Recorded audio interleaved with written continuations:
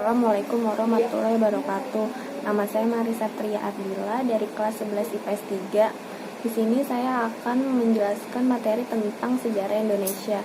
Pertama-tama, proses masuknya Jepang pada tanggal 11 Januari 1942.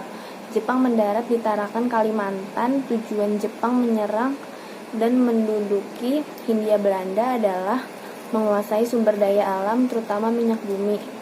Pada tanggal 8 Maret 1942, Gubernur Jenderal Djardja van Starkenborgh dan Jenderal Ten Porten menyerah kepada Jepang.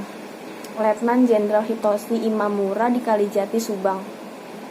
Sejak saat itu, Indonesia menjadi daerah kekuasaan Jepang.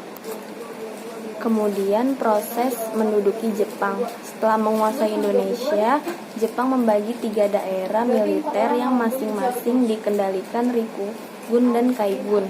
Rikugun adalah angkatan udara tentara Jepang, sedangkan Kaigun adalah angkatan laut udara Jepang. Alasan Jepang masuk di Indonesia karena Jepang menjanjikan kemerdekaan. Jepang simpatik terhadap pergerakan nasional. Jepang menjanjikan kemudahan bagi bangsa Indonesia seperti melakukan ibadah dan mengibarkan bendera merah putih, menyanyikan lagu kebangsaan Indonesia Raya.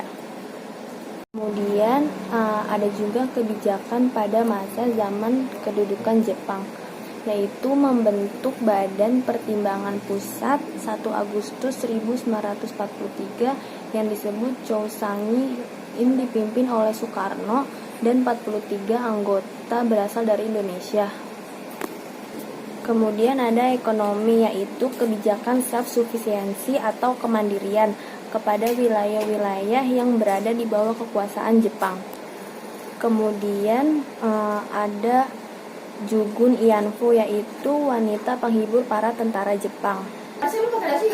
Kemudian kebudayaan, yang pertama kebudayaan keras dan disiplin, salah satunya dengan kebijakan Seikere.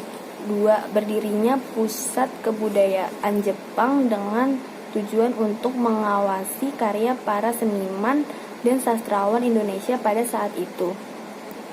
Kemudian kebijakan Romusa dan eksploitasi hasil sumber daya alam Indonesia oleh Jepang. Sangatlah menyengsarakan rakyat seperti kemiskinan, kelaparan, dan korban kerja paksa Jepang atau yang disebut dengan Romusa. Hal ini membuat terjadinya perlawanan rakyat Indonesia terhadap Jepang.